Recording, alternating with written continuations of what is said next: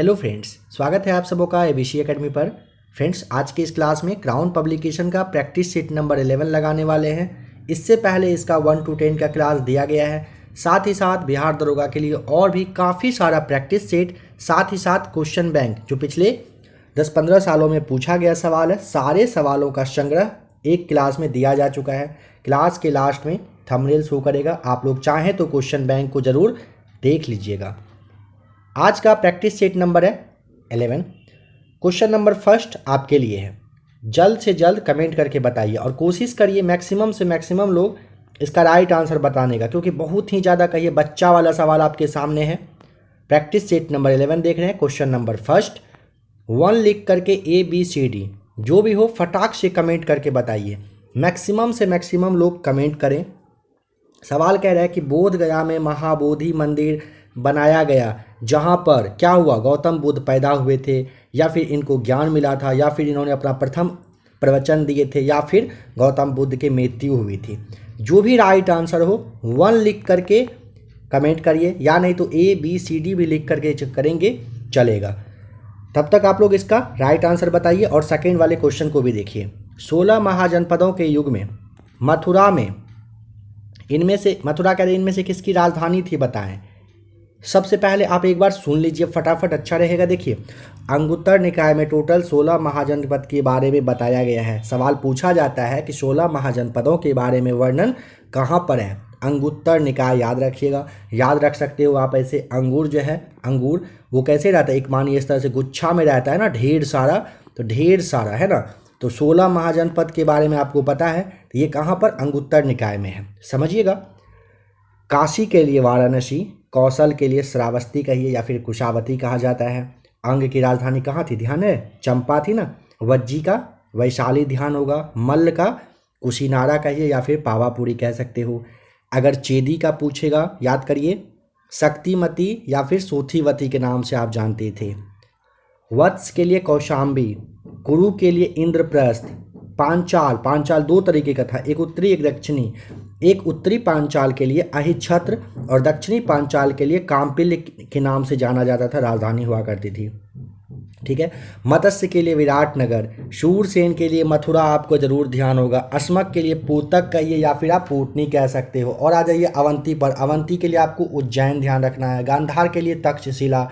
कम्बोज पूछेगा तो हाटक या फिर राजपुर के नाम से आप जानते हो। मगध के लिए पूछेगा तो राजगिरी या फिर पाटलिपुत्र आप जानते ही हो। यहाँ पे कह रहा है कि 16 में से बताइए मथुरा, इनमें से किसके लिए, इसके लिए आपको क्या बताना होगा। यहाँ पे डी सही जवाब हो जाएगा, सूरसेना आपको ध्यान रख लेना है।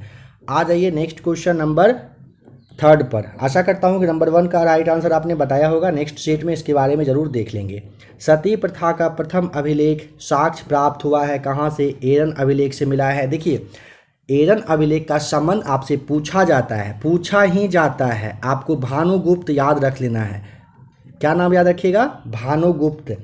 इसमें पहली बार सती प्रथा के बारे में प्रूफ दिया गया है। पूछा जाता है यह अभिलेख कब का है, यह अभिलेख 510 ईस्वी का है, ध्यान रखेंगे। नंबर 3 है, राजपूताना के निम्न राज्यों में से किस एक ने अकबर की संप्रभुता जो है वे स्वयं स्वीकार नहीं की थी। नंबर 4 के लिए आपको यहाँ पे भी बताना है, मेवाड़। देखिए, मेवाड़ राज ने अकबर की संप्रभुता स्वयं स्वीकार नहीं की थी। अकबर ने 1567 ईस्वी को याद करिए, अकबर ने 1567 ईस्वी में चित्तौड़ के सिसोदिया वंश के शासक जो हैं महाराणा उदय सिंह, इनके विरुद्ध अभियान चलाए थे। पूछा जाता है, बता दीजिएगा इसके बारे में।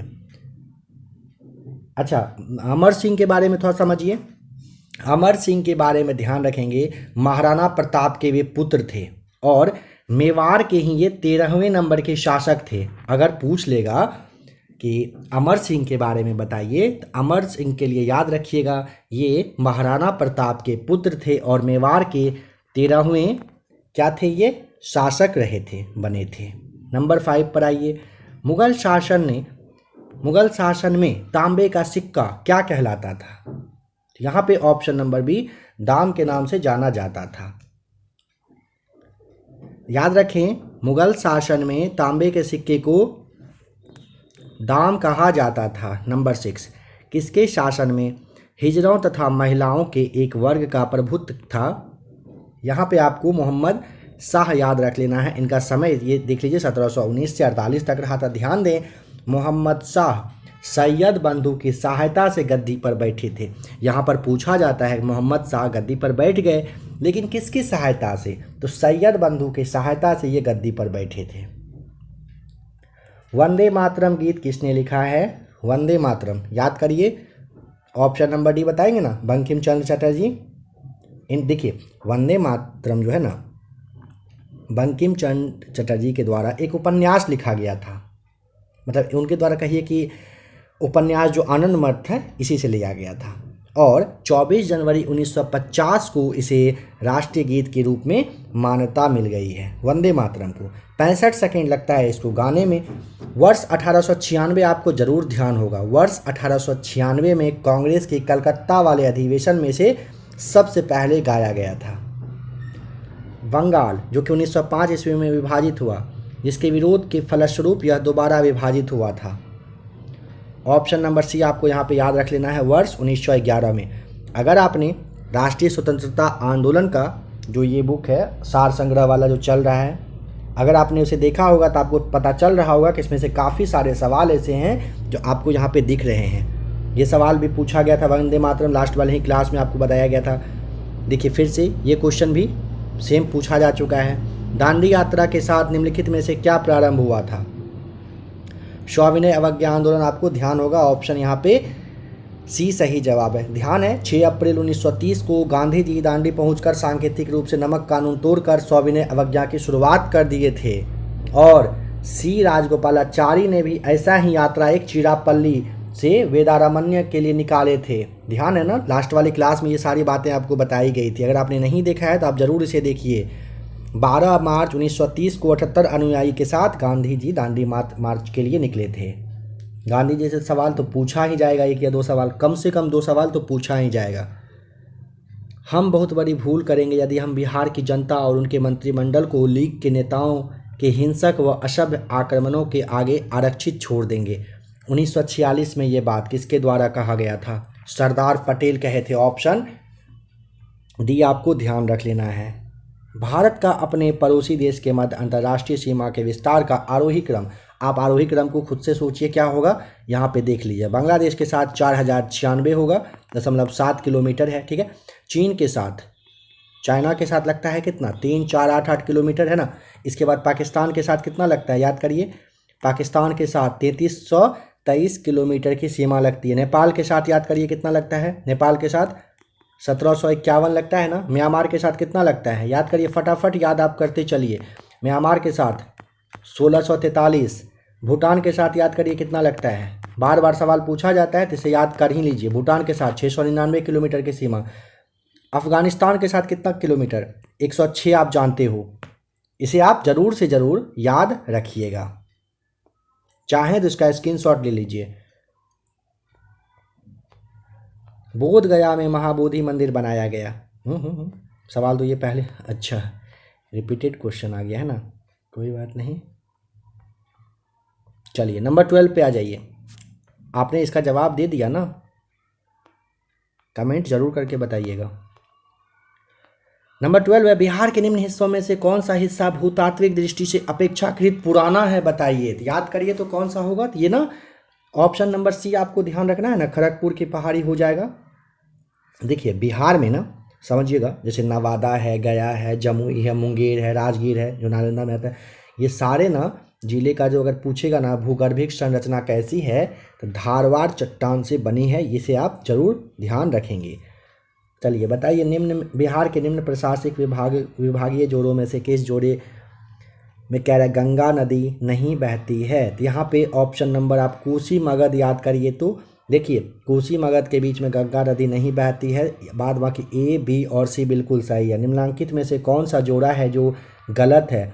नंबर 14 यहाँ पे देखिए कह रहा है भुवनेश्वर महानदी, याद करिए तो क्या ये सही है? तो यहाँ पर ध्यान दें, महानदी महानदी जो है ना, महानदी तट पर उड़ीसा का प्रसिद्ध नगर है एक, कौन सा? कटक। कटक याद होगा आपको, कटक यह स्थित है, ठीक है। और उड़ीसा की राजधानी है भुवनेश्वर, यह आप जानते हो ना भुवनेश्वर। भुवनेश्वर पूछेगा ना तो यहाँ पे महानदी का मतलब कहिए कि एक वितरका दया नदी है, या फिर आप कुखई नदी नाम से जानते हो, इस तट पर ये स्थित है भुवनेश्वर। आशा करता हूँ ऑप्शन नंबर बी के बारे में आपने अच्छे से समझ लिया होगा। महानदी के तट पर कौन सा कटक शहर अवस्थित है, तो यहाँ पे बी है जो गलत दिया हुआ है। कोटा, चंबल, जबलपुर जो है ये नर्मदा, सूरत जो है ये ताप्ती नदी के तट पर स्थित है। गंगा के मैदान की पुरानी कछारी मिट्टी क्या कहलाती है, ये ना ऑप्शन नंबर बी बांगर कहलाता है। मैथन, बेल पहाड़ी एवं तिलैया बांध किस नदी पर बनाए गए हैं, ऑप्शन नंबर बी बराकर नदी पर बना है, इसको आप ध्यान रखेंगे।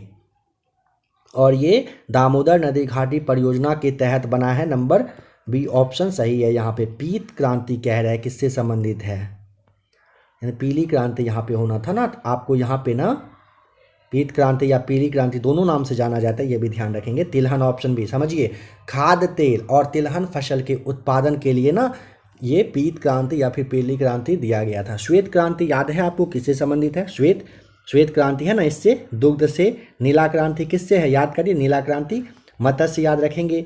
हरित क्रांति किससे था, अनाज से। गोल क्रांति किससे था, अनाज के लिए यहाँ पे हरित रखिएगा, गोल याद करिए, गोल आलू उत्पादन होगा ना।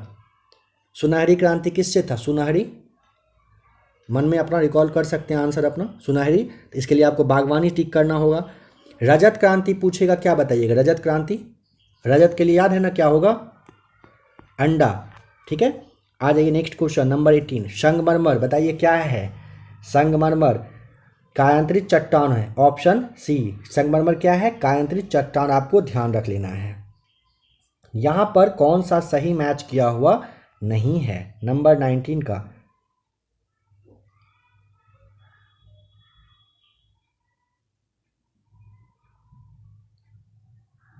देखिए यहाँ पे झारखंड का रामगढ़ जिला है, ठीक है, रामगढ़, वहाँ पर पतरातू में तापीय विद्युत संयंत्र है। पतरातू आप आशा करता हूँ समझ गए होंगे कहाँ पर है, झारखंड में है, ठीक है।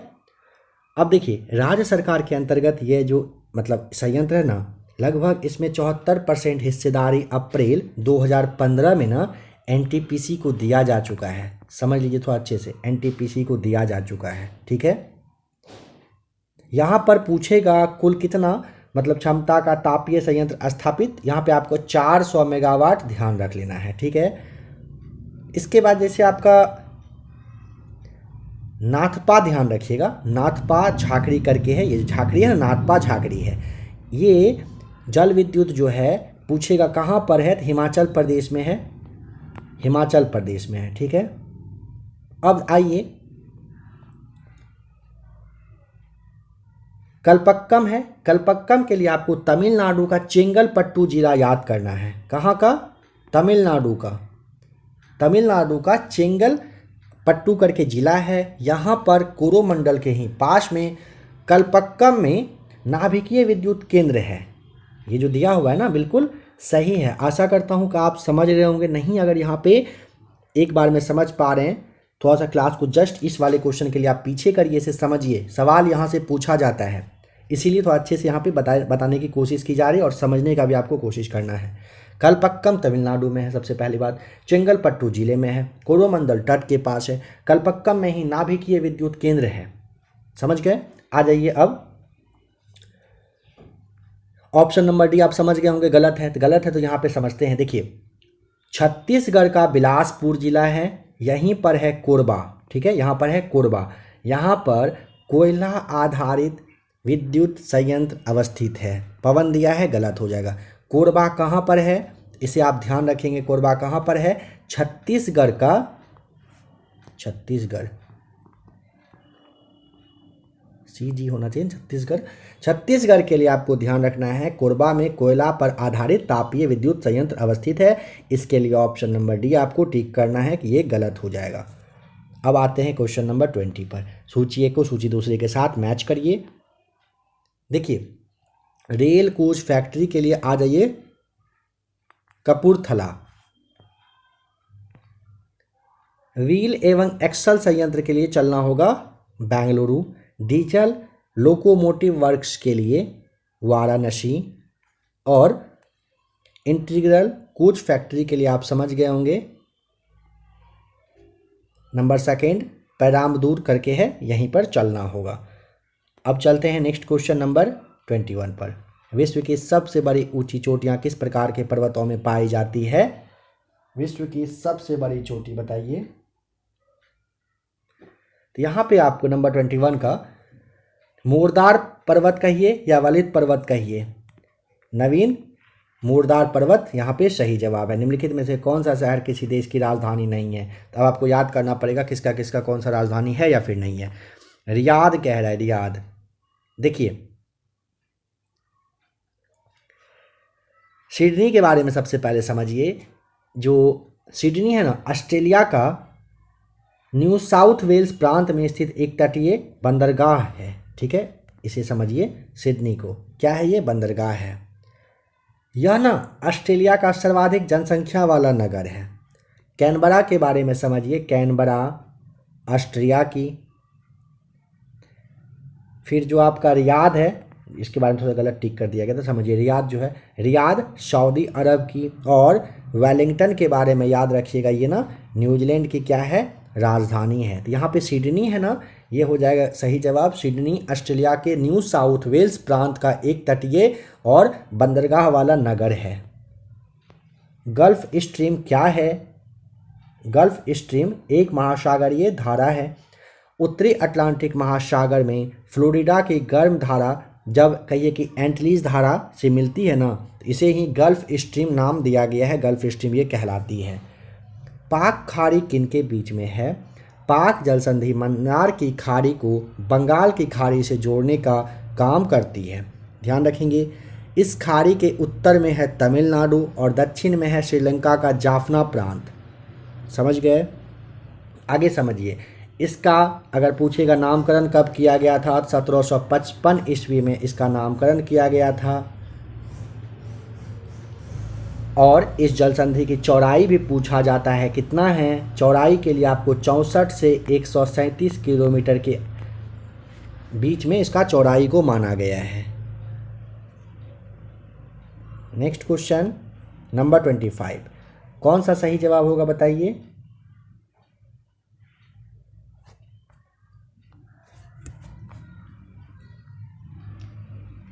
देखिए आप ना ऐसे करिए, विधि का शासन के लिए इंग्लैंड, विधि के शासन के लिए इंग्लैंड, विधि द्वारा स्थापित प्रक्रिया के लिए जापान, राष्ट्रपति के विचारार्थ राज्यपाल द्वारा विधेयक सुरक्षित रखना कनाडा से लिया गया है, और विस्तृत उभयनिष्ठ सूची आपको ऑस्ट्रेलिया बताना है। यहाँ पर कौन सा एक सही मैच किया हुआ नहीं है। भाग सेकेंड नागरिकता, थर्ड है मूल अधिकार, उसके बाद भाग फिर 3 में राज्य का नीति निर्देशक था। यहाँ पे ऐसे समझिए ना कि ऑप्शन नंबर डी पर पहले ध्यान दीजिए। मूल कर्तव्य कह रहा है भाग 5 में, क्या ये सही है?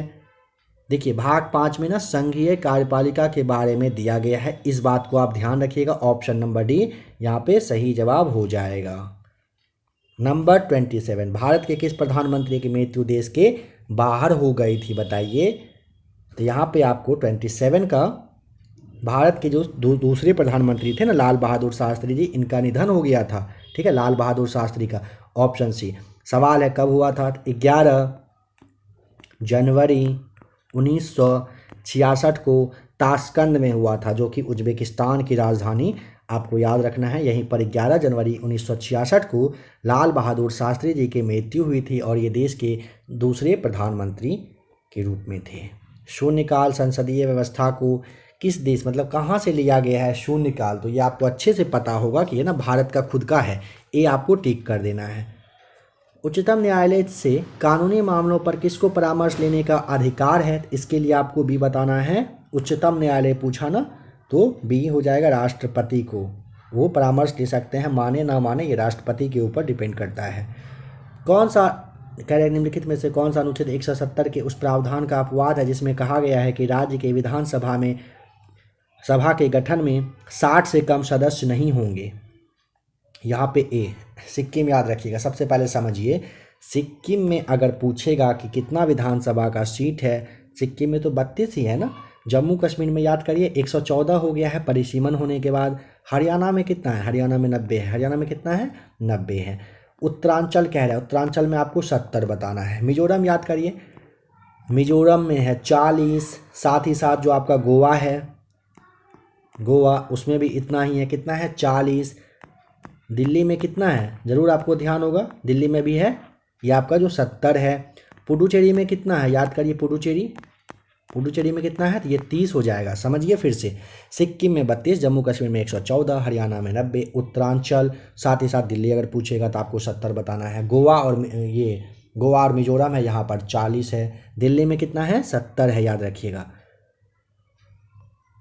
राष्ट्रपति राष्ट्रीय आपातकाल की घोषणा कर सकता है ऊपर वर्णित सभी कारण के आधार पर। हथियारबंद विद्रोह, बाह्य आक्रमण, युद्ध के आधार 352 के तहत किया जाता है। इसे भी ध्यान रखें। निम्न में से किसका संबंध चुनाव आयोग से नहीं है? चुनाव की अधिसूचना जारी करना चुनाव आयोग का कार्य नहीं होता है। यह संसद के संदर्भ में राष्ट्रपति कहिए या फिर राज्य विधानमंडल के संदर्भ में राज्यपाल के द्वारा, ये सही जवाब होगा। सिक्किम एक नया राज्य बना था। सिक्किम एक नया राज्य भारतीय राज्य के रूप में जो है ना 22वां राज्य के रूप में, और अगर पूछेगा तो 36वें संविधान संशोधन के द्वारा।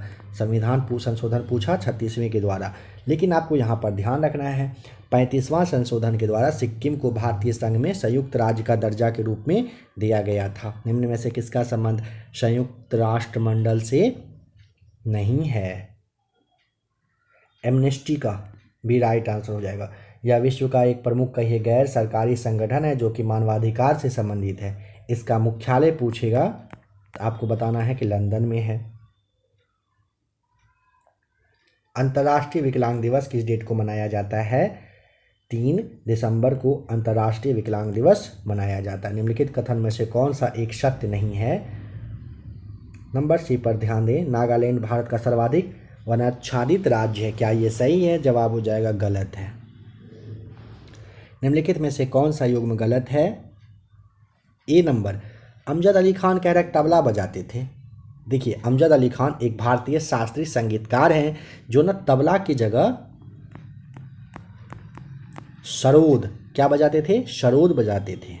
2001 में ना वर्ष 2001 ईस्वी को याद करिए। इस ईस्वी में भारत का जो दूसरा सर्वोच्च कहिए कि नागरिक सम्मान है पद्म विभूषण, इनसे इनको सम्मानित भी किया जा चुका है। बाद बाकी यहाँ पे सभी सही मैच किया हुआ है। बिस्मिल्लाह खां जो है ये शहनाई बजाते थे, हेमा मालिनी भरतनाट्यम और शंभू महाराज के लिए कथक। वेम्बनाड झील किस राज्य में है? केरल में है। वेम्बनाड कहाँ पर है? केरल में है। मसाला बॉन्ड के बारे में क्या यहाँ पर गलत है? मसाला बॉन्ड देखिए नंबर बी पर ध्यान दें। इस बॉन्ड को विदेशी मुद्रा में जारी किया जाता है। देखिए मसाला बॉन्ड का ना विदेशी ना बल्कि भारतीय मुद्रा में जारी किया जाता है। ठीक है, विदेशी को कट करिए बस और यहाँ पे भारतीय कर दीजिए, तब ये सही हो जाएगा। यह बॉन्ड विदेशी निवेशकों से धन एकत्रित करने के लिए देश के बाहर किसी भारतीय संस्था द्वारा जारी किए जाने वाला बॉन्ड होता है। कौन सा? मसाला बॉन्ड। पहला मसाला बॉन्ड 2014 में लाया गया था। इस बॉन्ड का नामकरण अंतर्राष्ट्रीय वित्त निगम के द्वारा किया गया था, याद रखें। भारत में दीर्घकालीन राजकोषीय नीति की घोषणा किस वित्त मंत्री के द्वारा किया गया था? तो ये ना 85-86 में वीपी सिंह के द्वारा किया गया था। कोशिका विभाजक में सहायक है, बताइए कोशिका विभाजक में क्या सहायक है? सही जवाब हो जाएगा ए सेंट्रोसोम, राइट आंसर हो जाएगा। ठीक है, आ जाइए नेक्स्ट क्वेश्चन। बताइए कि आकाश में सबसे चमकदार तारा कौन सा है? यहाँ पे ऑप्शन नंबर आपको डी साइरस ध्यान रख लेना है। सबसे ज्यादा दिन तक जीवित रहने वाला पक्षी कौन सा है? ऑस्ट्रिच यानी कि शुतुरमुर्ग। सी आपको ठीक करना है। इसका जीवन काल लगभग ना 40 से 45 वर्ष तक होता है और लगभग ये एवरेज अगर पूछेगा वेट इसका 45 केजी ही इसका वेट भी होता है। किसने बताया था कि पृथ्वी अपने अक्ष पर घूमते हुए सूर्य की परिक्रमा करती है? Nicolaus Copernicus. ये सही जवाब। वायुमंडल में बादलों के तैरने का जो कारण है वो क्या है? ऑप्शन नंबर डी घनत्व हो जाएगा सही जवाब। एक अश्वशक्ति किसका एकक है? ये ना 746 वाट होता है। आप देखने के साथ समझ गए होंगे। अश्वशक्ति शक्ति की एक इकाई है जिसमें कि शक्ति को मापा जाता है। ठीक है, सी यहाँ पे आपको ध्यान रखना है शक्ति। बॉक्साइट किसका महत्वपूर्ण अयस्क है? ऑप्शन नंबर डी आपको बताना है। बॉक्साइट किसका है? एल्युमिनियम का एक अयस्क है। मलेरिया रिसर्च सेंटर कहाँ पर है बताइए? Malaria research centre Delhi, B right answer. Malaria रोग में शरीर का प्रभावित होने वाला अंग कौन सा है? प्लीहा अंग प्रभावित होता है ना, इफेक्टेड होता है। डीएनए का संश्लेषण किस प्रावस्था में होता है? ए राइट आंसर, इंटरफेज हो जाएगा सही जवाब। नाभिकीय रिएक्टर में ऊर्जा उत्पन्न होती है।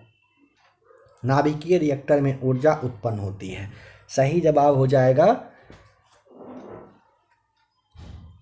सी, नियंत्रित विखंडन के द्वारा होती है।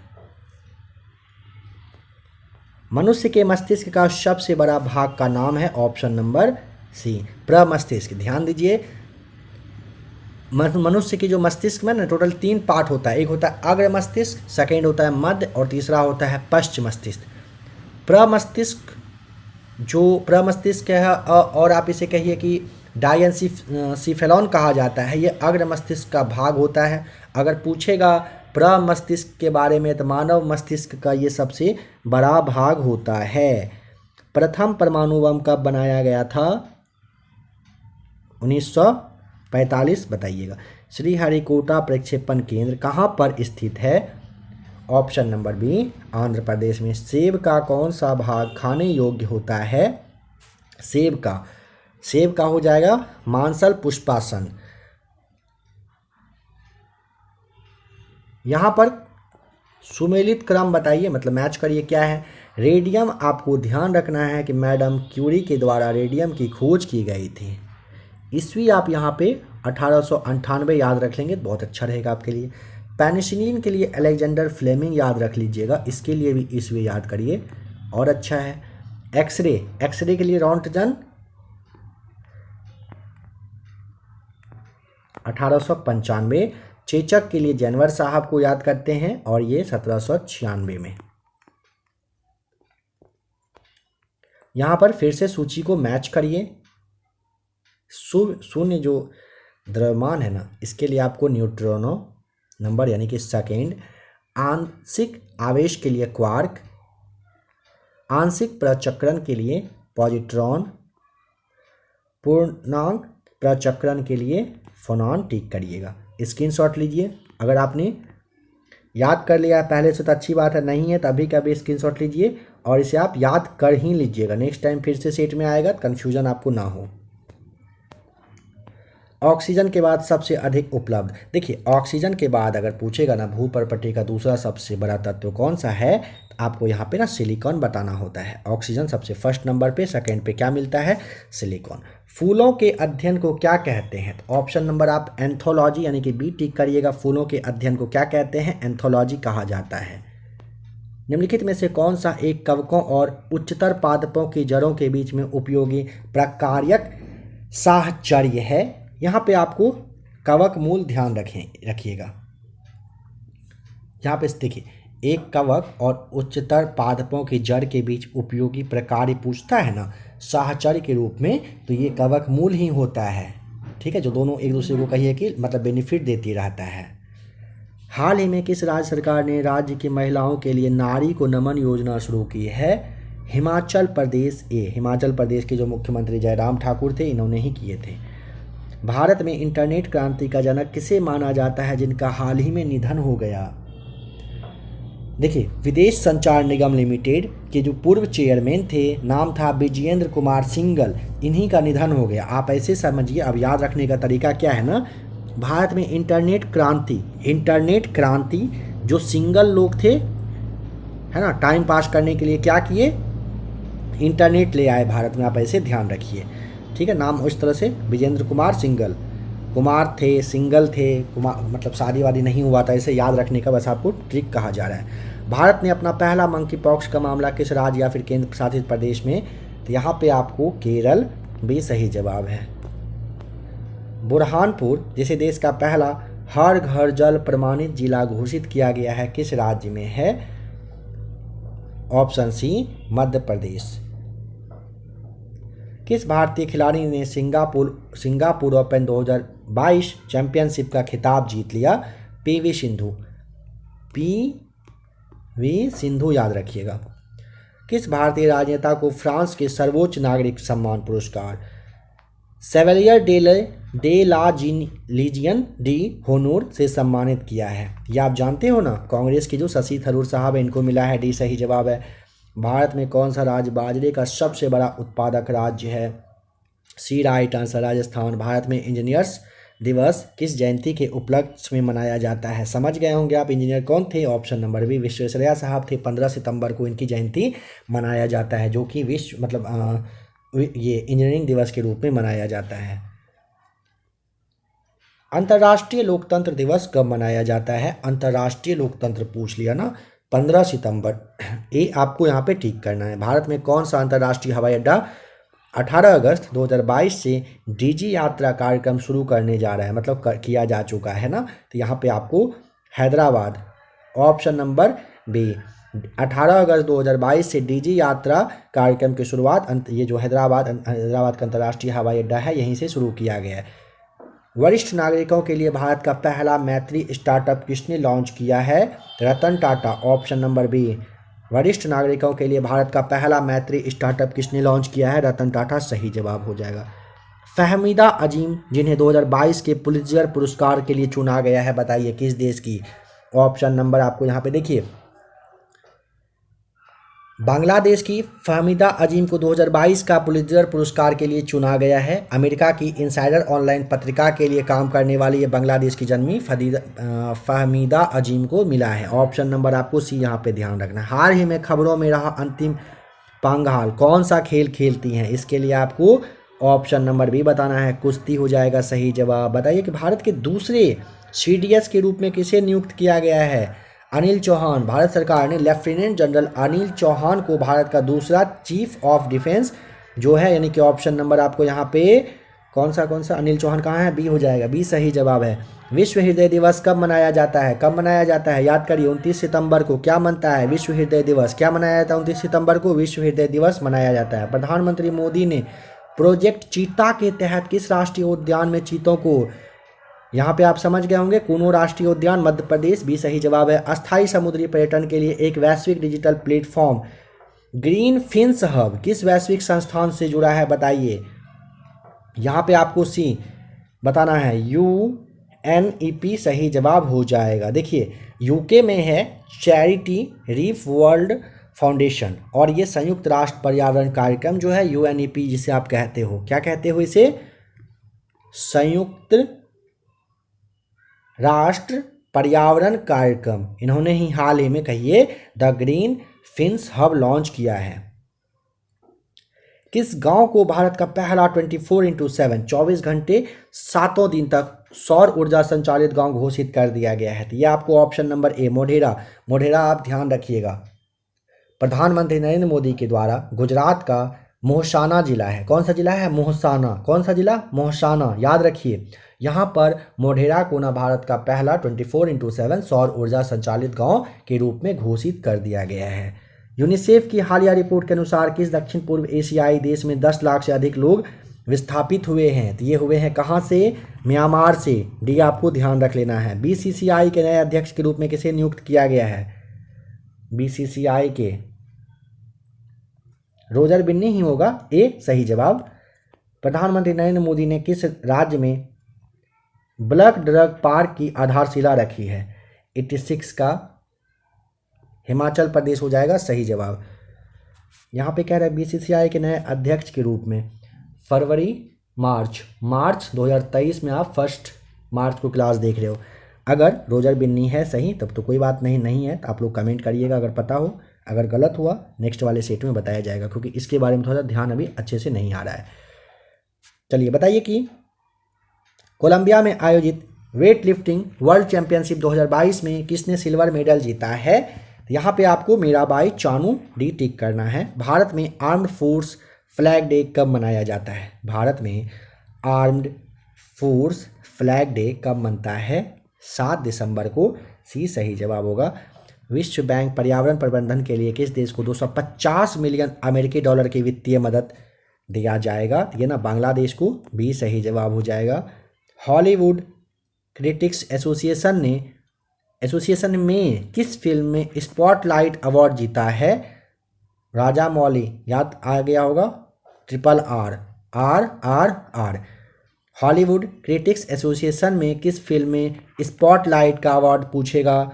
RRR बताइएगा। भारत का पहला रियल टाइम गोल्ड ATM किस शहर में स्थापित किया गया है? याद करिए, कहाँ पर? नई दिल्ली में किया गया है। भारत का पहला real time gold ATM। Bharat में नौसेना दिवस किस डेट को मनता है? नौसेना, याद करिए, नौसेना मनता है 4 दिसंबर को। कब मनाया जाता है?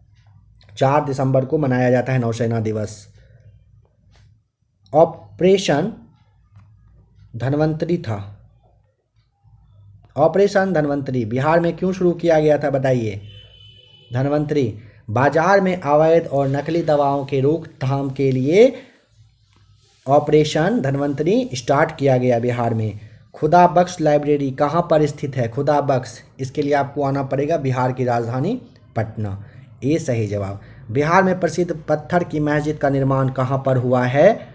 95 का पटना में तख्त श्री हरिमंदिर साहब के पास गंगा नदी के तट पर है। ऑप्शन नंबर सी। बिहार में प्रसिद्ध पत्थर की मस्जिद है, इसका निर्माण हुआ है कहाँ पर? पटना में। आपको ध्यान रख लेना है। अच्छा, इसके बारे में एक पॉइंट समझ लीजिए, यहाँ से सवाल पूछा जा सकता है। किसके द्वारा? तो जहांगीर का पुत्र था, नाम था परवेज मिर्जा। पुत्र किसका था? जहांगीर के पुत्र का नाम था, नाम याद करिए, क्या भी आपको कहा गया? परवेज मिर्जा, ठीक है, परवेज मिर्जा। इन्हीं के द्वारा वर्ष 1621 ईस्वी में ना क्या हुआ था कि यहाँ पे बनाया गया था, क्या बनाया गया था? मस्जिद का निर्माण करवाया गया था। ठीक है, बताइए कि बाबू कुंवर सिंह का जन्म बिहार के किस जिले में हुआ था? Option A right answer, Bhojpur जिले में 13 नवंबर को हुआ था। 13 नवंबर। ईस्वी कौन सा था? 1777, 1777 ईस्वी को हुआ था। शेर शाह सूरी के पिता हसन सूर का मकबरा बिहार में कहाँ पर है बताइए? बिहार के रोहतासगढ़ में है। इसे सूखा मकबरा के भी नाम से पूछा जा सकता है।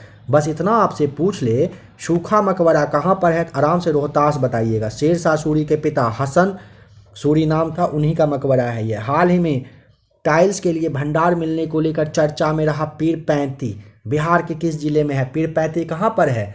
तो ये भागलपुर में है। कहाँ पर है? भागलपुर में है। क्या है? पीरपैंती है। कौन सा राज्य अपने स्कूलों के लिए बहुभाषीय शब्द को शुरू कर रहा है?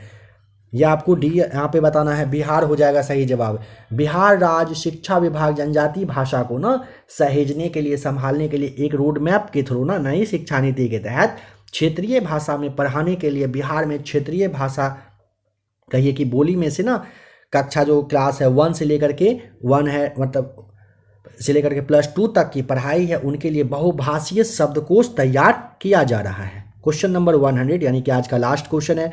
हाल ही में बिहार के पटना जिले की कीर्ति सिंह ने न्यूजीलैंड में संपन्न किस सब कॉमनवेल्थ प्रतियोगिता में 6 स्वर्ण पदक जीतकर बिहार व देश का नाम रोशन किया है? कृति सिंह आपको ध्यान रख लेना है। सबसे पहले क्या नाम रखना है? कृति, याद रखना है कृति सिंह। इन्होंने ना न्यूजीलैंड में हो रहा था सब जूनियर कॉमनवेल्थ पावर लिफ्टिंग प्रतियोगिता, यहाँ पर टोटल 6 तरह का गोल्ड मेडल, ध्यान रखें 6 तरह का स्वर्ण पदक जिसे आप कहते हो, जीतकर बिहार और देश का नाम रोशन इन्होंने किया। कृति ने ना 18 वर्ष वाला जो होता है उसके 57 kg वाला भार वर्ग में 3 इवेंट में जीत ली। ठीक है, यहाँ पे ए पावर लिफ्टिंग आपको फाइनली ध्यान रख लेना है। ठीक है, पावर लिफ्टिंग प्रतियोगिता में 6 स्वर्ण पदक जीती हैं। नाम है कृति सिंह। काफ़ी ज़्यादा इंपॉर्टेंट क्वेश्चन ये आपके लिए हो जाता है। तो फ्रेंड्स, आज की इस क्लास में बिहार दरोगा के लिए प्रैक्टिस सेट नंबर 11 देखा। आशा करता हूँ कि क्लास आपको ज़रूर अच्छा लगा होगा। अगर क्लास अच्छा लगा होगा तो आप ज़बरदस्त वाला आप लाइक करिएगा, उसके बाद ही यहाँ से जाना है ना। स्क्रीन पे आपको क्वेश्चन बैंक शो कर रहा है, इसे आप देख लीजिए। दरोगा की तैयारी कर रहे हैं तो आप ज़रूर एक बार सारे क्वेश्चंस को देखिए। पिछले 14-15 सालों में पूछे गए प्रश्नों का संग्रह का यह आपका क्लास है। आप लोगों से एक सवाल पूछा गया था, आशा करता हूं कि आपने जवाब जरूर दे दिया होगा। नहीं, जिन्होंने अभी तक नहीं दिए हैं अभी आप कमेंट करके बताइए। गौतम बुद्ध के बारे में महाबोधि मंदिर है, ठीक है, यहाँ पर क्या हुआ था? Option A, B, C, D, जो भी राइट आंसर हो कमेंट करिए। मिलते हैं जल्द ही एक और नए प्रैक्टिस सेट के साथ।